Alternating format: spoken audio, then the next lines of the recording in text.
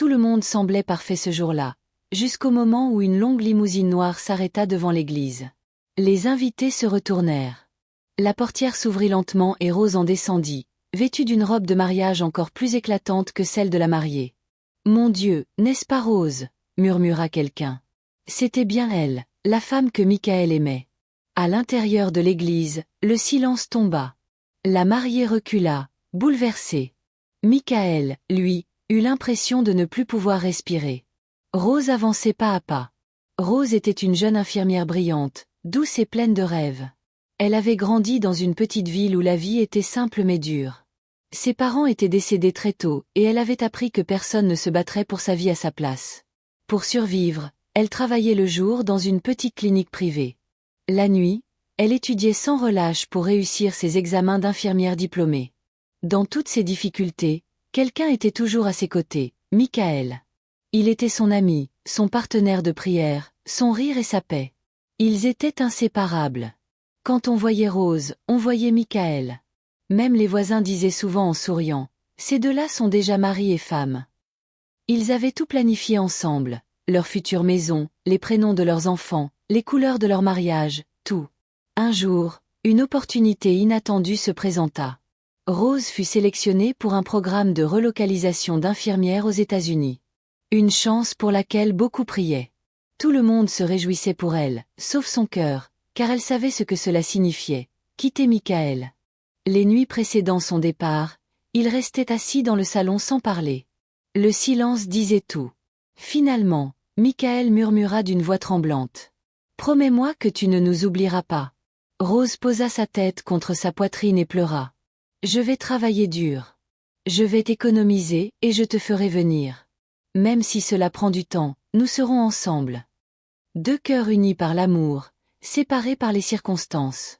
Le lendemain, Michael l'accompagna à l'aéroport. Ils s'embrassèrent longuement avant de se dire au revoir. En Amérique, la vie ne fut pas facile. Beaucoup pensaient que partir à l'étranger signifiait réussir automatiquement, mais Rose découvrit vite que survivre loin de chez soi était une véritable guerre. Elle occupait 3 emplois, infirmière dans un grand hôpital le jour, aide-soignante auprès d'une femme âgée le soir, et nounou les nuits et week-ends. Certains jours, elle ne dormait que 2 heures. D'autres, pas du tout.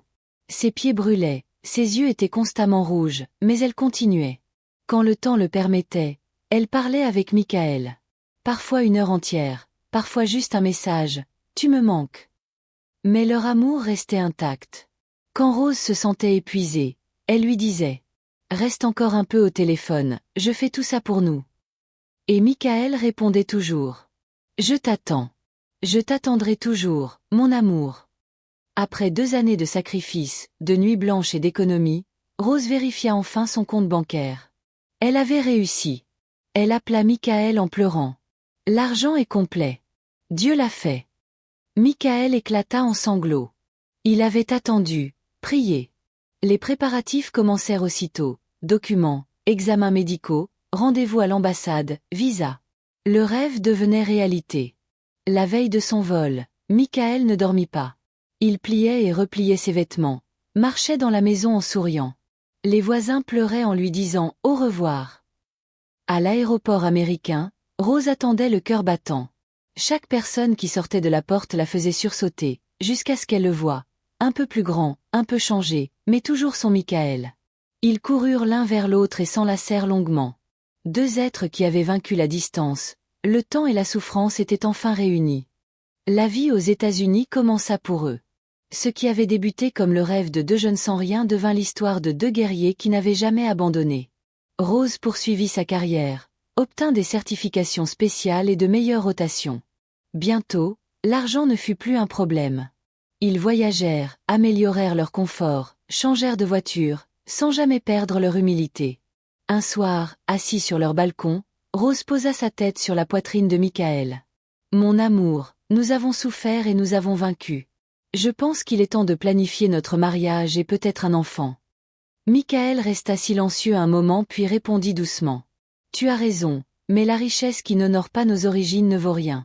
Construisons d'abord quelque chose chez nous, une terre, une maison, quelque chose qui porte notre nom. » Touchée, Rose sourit à travers ses larmes. Ensemble, ils achetèrent un grand terrain au Nigeria, dans une ville en plein développement. La construction débuta rapidement. L'argent entrait, les travaux avançaient, mais quelque chose d'autre changeait aussi.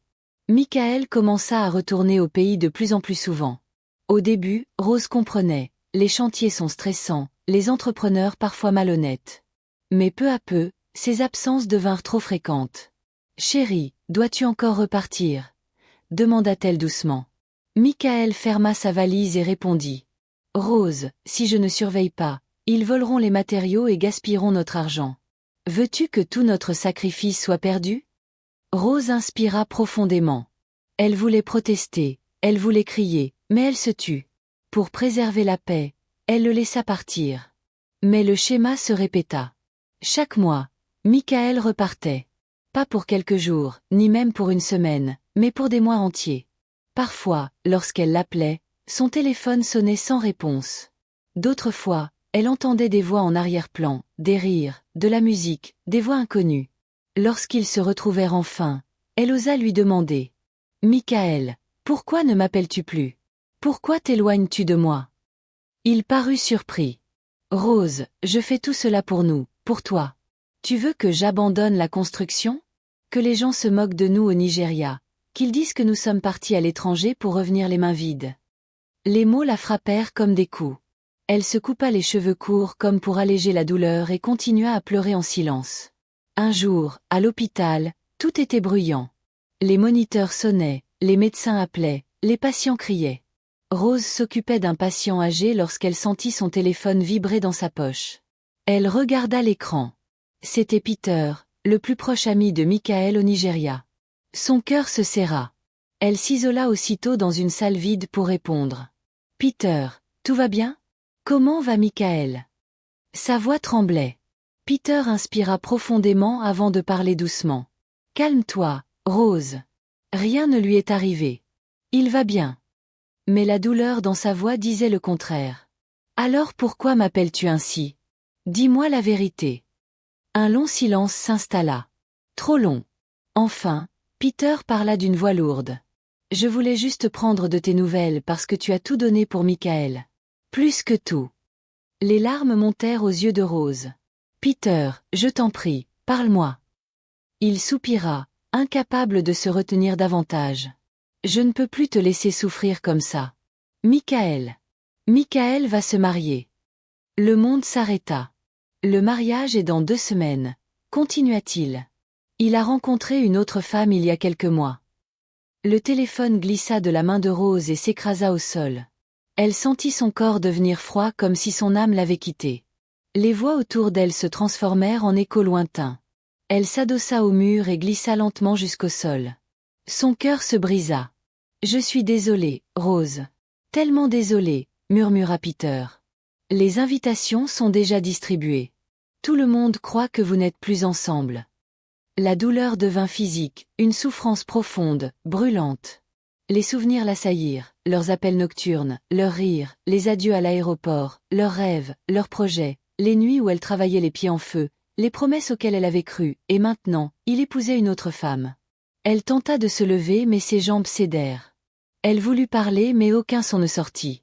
Ses collègues accoururent et la rattrapèrent juste avant qu'elle ne s'effondre. « Rose, que se passe-t-il » Mais elle ne pouvait répondre. Ses larmes parlaient pour elle. Au Nigeria, Michael était dans sa chambre, détendu, satisfait de lui-même. Il venait de manger, souriait seul, fier de sa ruse. Son mariage approchait. Il se sentait au sommet du monde. Le jour J arriva. La lune brillait dans le ciel nigérian. Les tambours résonnaient. Les invités affluaient, les appareils photo crépitaient. Ruth, la future épouse de Michael, souriait nerveusement. Michael ajustait son costume. Tout semblait parfait jusqu'à ce qu'une longue limousine luxueuse s'arrête devant l'église. La foule se retourna. La portière s'ouvrit. Rose descendit. Elle portait une tenue de mariage plus éclatante que celle de la mariée. Ses cheveux flottaient avec élégance. Son maquillage était discret, son regard calme. Elle n'était pas venue se battre. Elle était venue clore une histoire. Un murmure parcourut l'église. « Mon Dieu! N'est-ce pas Rose ?» La mariée recula. Michael blêmit. Rose avançait lentement, pas après pas, comme au ralenti. Rose, que fais-tu ici? Je peux t'expliquer. Mais elle ne répondit pas. Pour elle, Michael n'existait plus. Elle marcha jusqu'à l'autel, se tourna vers l'assemblée, puis fit l'impensable. Son regard s'arrêta sur Peter. Peter. Toutes les têtes se tournèrent vers lui. Tu m'as vu pleurer quand tout le monde se taisait. Tu as dit la vérité quand les autres mentaient. Tu as protégé mon cœur quand quelqu'un d'autre jouait avec. Elle inspira profondément. Épouse-moi. Un choc parcourut l'église. Peter s'avança, bouleversé. Rose, tu souffres. Je ne peux pas profiter de ta douleur. Mais elle secoua la tête. Je sais exactement ce que je fais. Après un long silence, Peter parla enfin. J'ai toujours admiré ta force. Je protégerai ton cœur toute ma vie. Oui, Rose. Je t'épouserai. Des cris, des pleurs, des murmures envahirent l'église. Michael s'effondra à genoux. Rose, pardonne-moi. Je t'en supplie. Elle ne le regarda même pas. Elle tendit la main vers Peter. Il la prit avec respect, comme quelque chose de sacré. Un genou devant lui, Rose sortit la bague. Peter, veux-tu m'épouser? Elle sourit. Oui, je le veux. Le prêtre s'avança lentement, la voix calme et profonde. Le mariage n'est pas avec celui qui commence le chemin avec toi, mais avec celui qui choisit de rester. Si ces deux âmes se tiennent ici dans la vérité, alors que l'avenir en soit témoin. L'église était plongée dans un silence total. Peter et Rose se tinrent devant l'autel, à l'endroit même où Michael aurait dû se trouver. Michael tenta de parler. Rose, s'il te plaît, je t'en supplie. Mais elle ne le regarda pas. Ses yeux restaient fixés sur Peter. Le prêtre joignit les mains. Rose, répète après moi. La voix de Rose était lente, posée. Ni colère, ni tremblement, ni haine. Moi, Rose, je te choisis, Peter, pour marcher avec moi dans la paix, la loyauté et la vérité, dans l'abondance comme dans l'incertitude, dans les rires comme dans les épreuves. Je te confie mon cœur avec sagesse et je te demande de m'aimer avec honneur. Peter leva doucement la main. Le prêtre se tourna vers lui. Moi, Peter, je te choisis, Rose, pour aimer avec patience, protéger avec bonté et rester à tes côtés, non par des promesses, mais par des actes. Ton cœur n'a jamais blessé mes mains. C'est en toi que j'ai trouvé la vérité. À cet instant, la moitié de l'église pleurait. Même le prêtre essuya discrètement ses larmes. Il prit les alliances. Ces anneaux ne sont pas faits de métal ordinaire. Ils symbolisent un cercle sans fin, comme l'amour que vous vous promettez. Rose glissa la bague au doigt de Peter. Peter fit de même. Leurs mains tremblaient. Le prêtre leva la main droite. Par l'autorité qui m'a été confiée, devant Dieu et devant cette assemblée, je vous déclare mari et femme. Pour Rose, Michael était désormais présent mais invisible. Elle se tourna, prit la main de Peter et dit simplement « Allons chez nous ». Ils quittèrent l'église ensemble, laissant Michael à l'autel, sans épouse, sans dignité, sans paix, seulement avec ses regrets. De retour chez eux, Michael n'arrêta pas d'appeler. Il appelait en pleurant, il appelait en criant. Aucun appel ne reçut de réponse. Quelques jours plus tard, il se rendit à l'aéroport pour vérifier son vol de retour vers les États-Unis. Lorsqu'il présenta son passeport, ses mains devinrent glacées. Un tampon rouge y figurait, visa annulé. Entrée interdite. Ses jambes cédèrent. Il tenta d'appeler Rose. Son numéro était bloqué. Pour la première fois, Michael comprit qu'il n'avait pas seulement perdu une femme. Il avait perdu sa destinée, sa faveur, son avenir. La nouvelle du mariage de Rose se répandit comme un incendie dans toute la communauté. Les gens baissaient la tête en le croisant. La maison qu'il avait construite avec Rose, la fierté du quartier, fut vendue légalement, silencieusement, car le nom de Rose figurait sur tous les documents. Quand Michael l'apprit, le nouveau propriétaire avait déjà repeint la porte. Pris de panique, il vida ses économies à la banque et rentra chez lui en pleurant. Ruth, la femme pour laquelle il avait trahi Rose, tenta de le rassurer. « Ne t'inquiète pas, mon amour, nous allons tout reconstruire. » Elle lui prépara un bain chaud, lui massa le dos pour le calmer. Pendant qu'il se lavait, elle prit tout l'argent restant, ses chaînes en or, ses vêtements de valeur, puis disparut.